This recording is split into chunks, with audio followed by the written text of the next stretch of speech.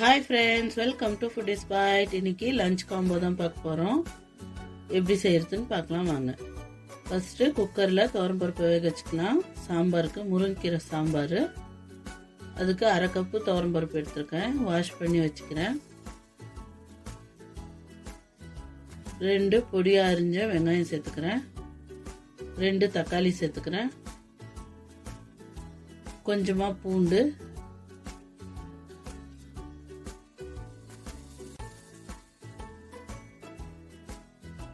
கொஞ்சமாக மஞ்சத்தூள் சேர்த்துக்கிறேன்.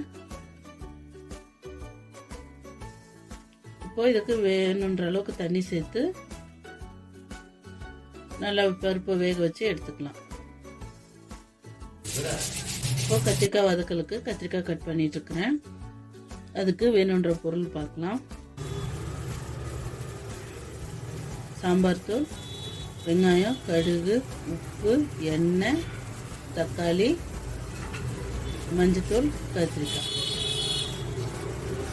இப்போ ஒரு பேன் வச்சுருக்கேன். பேனில் ஒரு 3 ஸ்பூன் ஆகிற அளவுக்கு எண்ணெய் சேர்த்துக்கிறேன். கொஞ்சமாக கடுகு பொரியட்டும். நான் ஒரு வெங்காயம் பொடியாக அரிஞ்சு வச்சுருக்கேன், அதை சேர்த்து ஃப்ரை பண்ணிக்கிறேன்.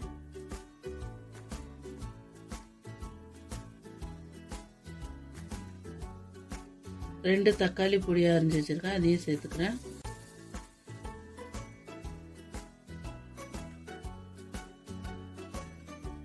கொஞ்சமாக மஞ்சத்தூள் சேர்த்துக்கிறேன்.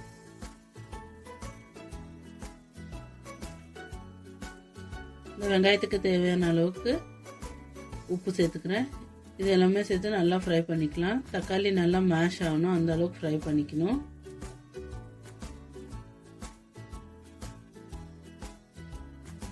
இப்போ இந்த அளவுக்கு ஃப்ரை ஆனோடனே கத்திரிக்காய் சேர்த்துக்கலாம்.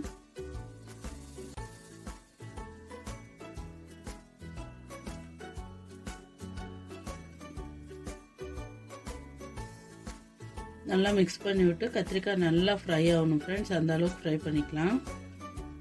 பாருங்கள், இப்போ எவ்வளோ கத்திரிக்காய் இருந்தது, ஃப்ரை ஆனோடனே கொஞ்சமாக ஆயிடுச்சு.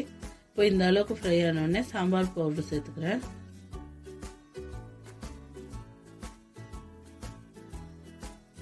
பச்சை வாசனை போகிற அளவுக்கு நல்லா ஃப்ரை பண்ணி கத்திரிக்காவை வேக வச்சுக்கலாம்.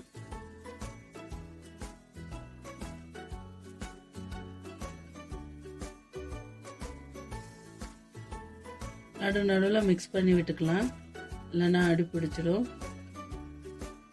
பாருங்க, இந்த அளவுக்கு ஃப்ரை ஆகிருக்கு. இப்போ இது ஒரு பாத்திரத்துக்கு மாற்றிக்கலாம். பருப்பு வெந்துருச்சு, அதை பார்க்கலாம். பாருங்க, பருப்பு இந்த அளவுக்கு வெந்திருக்கு. எனக்கு எந்த பாத்திரத்தில் வேணுமோ மாற்றிருக்கேன்.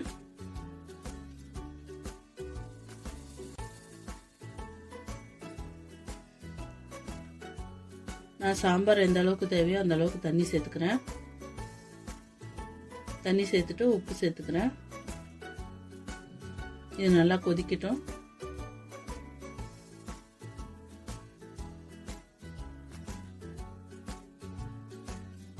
பாருங்க, இந்த அளவுக்கு கொதிக்கிது. இப்போ முருங்கீரையை க்ளீன் பண்ணி கழுவி வச்சிருக்கேன், அதையும் சேர்த்துக்கிறேன்.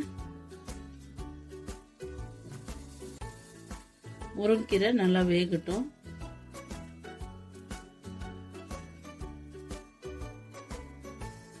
கொஞ்சமா புளி ஊற வச்சு கரைச்சி வச்சிருக்கேன், அதையும் சேர்த்துக்கிறேன்.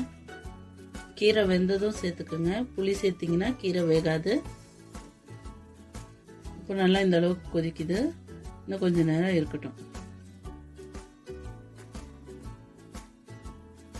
இப்போ இறக்கி வச்சுட்டு தாளிச்சிடலாம். தாளிக்கிற கரண்டில கொஞ்சமா எண்ணெய் சேர்த்துருக்கேன்.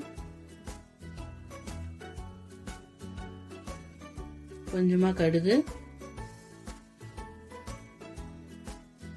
மிளகா கிள்ளி போட்டும் சேர்த்துக்கலாம். நான் சில்லி ஃப்ளேக்ஸ் மாதிரி மிக்சியில் பல்ஸ் மோடில் போட்டிருக்கேன்.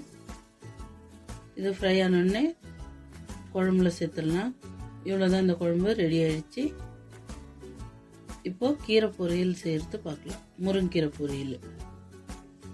அதுக்கு ஒரு பேன் வச்சுருக்கேன். பேனில் அரை கப்பு வேர்க்கடலை சேர்த்துருக்கேன். இது வறுக்காத பச்சை வேர்க்கடலை, இதை நான் வறுத்துக்கிறேன். நல்லா வறுப்படணும், அந்த அளவுக்கு வறுத்து எடுத்துக்கலாம். பாருங்கள். இப்போ இந்த அளவுக்கு ரோஸ்ட் ஆகிடுச்சு, எடுத்துடலாம். இப்போ ஒரு பேன் வச்சுருக்கேன். பேனில் 2 ஸ்பூன் எண்ணெய் சேர்த்துருக்கேன். கொஞ்சமாக கடுகு,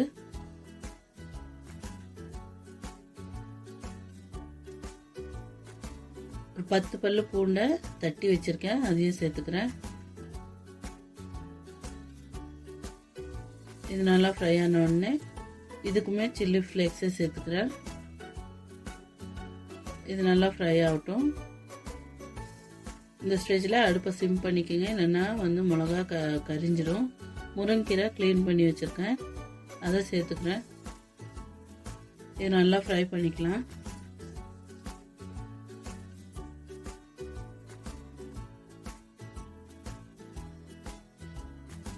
இப்போ உப்பு சேர்த்துக்கிறேன். அந்த கீரையில் இருக்கிற தண்ணியிலே உப்பு சேர்த்துட்டிங்கன்னா நல்லா கீரை வந்து உப்போட வெந்து டேஸ்ட்டாக இருக்கும். தண்ணி சேர்த்திங்கன்னா கசப்பு வந்துடும். அதனால முடிஞ்ச அளவுக்கு தண்ணி சேர்க்காம இப்படியே இது பண்ணுங்க. இப்போது வேர்க்கடலையே தோல் எடுத்து பல்ஸ் மூடில் போட்டிருக்கேன், இதையும் சேர்த்துக்கலாம். நல்லா மிக்ஸ் பண்ணி ஒரு 2-3 மினிட்ஸ் இருக்கட்டும்.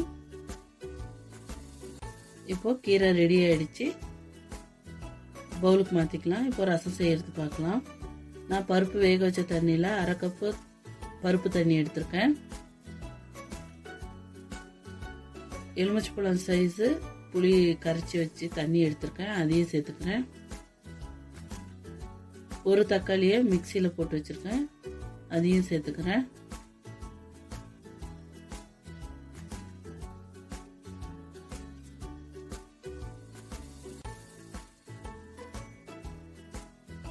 மிக்ஸி ஜார்லேயே கொஞ்சம் தண்ணி சேர்த்துக்கிட்டேன். இப்போது உங்களுக்கு ரசத்துக்கு எந்த அளவுக்கு தண்ணி வேணுமோ அந்த அளவுக்கு தண்ணி சேர்த்து கொஞ்சமாக கருவேப்பிலை, கொஞ்சமாக கொத்தமல்லி, கொஞ்சமாக மஞ்சத்தூள் சேர்த்துக்கலாம்.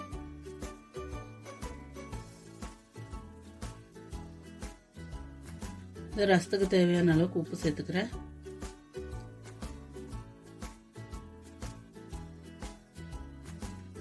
பூண்டு கொஞ்சமாக சேர்த்துக்கிறேன். இப்போ இந்த ரசத்துக்கு சேர்த்துருக்க எல்லா பொருளுமே நல்லா கொதிக்கட்டும். இதில் மிளகு ஜீரகம் ரசம் பவுடர் எதுவுமே சேர்க்கல. இந்த ஸ்டேஜில் கொதிக்க விட்டிங்கன்னா ரசம் வந்து கசப்பு அடிக்காது. இது நல்லா கொதிக்கட்டும். நீங்கள் மிளகு ஜீரகம் சேர்த்து தான் கொதிக்க வைக்கக்கூடாது, அப்போ தான் வந்து கசப்பு வந்துடும். இப்போ இந்த அளவுக்கு கொதிச்சிருச்சு. நான் வீட்டிலேயே ரெடி பண்ண ரச பவுடர் சேர்த்துக்கிறேன். எனக்கு இன்னும் கொஞ்சம் ஸ்பைசி தேவைன்றதுனால கொஞ்சம் மிளகு ஜீரகம் சேர்த்துக்கிறேன். இப்போ நல்லா இந்த அளவுக்கு மிக்ஸ் பண்ணிவிட்டு தாளிப்பு கொடுத்துடலாம். அதுக்கு ஒரு வானல் வச்சுருக்கேன், கொஞ்சமாக எண்ணெய் சேர்த்துக்கிறேன். கொஞ்சமாக கடுகு,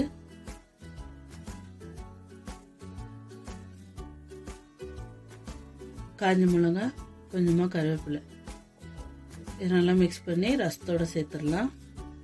நான் ரசத்தில் கொஞ்சமாக வெல்லம் சேர்த்தேன், உங்களுக்கு வேணும்னா சேர்த்துக்கலாம், இது ஆப்ஷனல் தான். பாருங்கள், ரசம் சூப்பராக ரெடி ஆயிடுச்சு.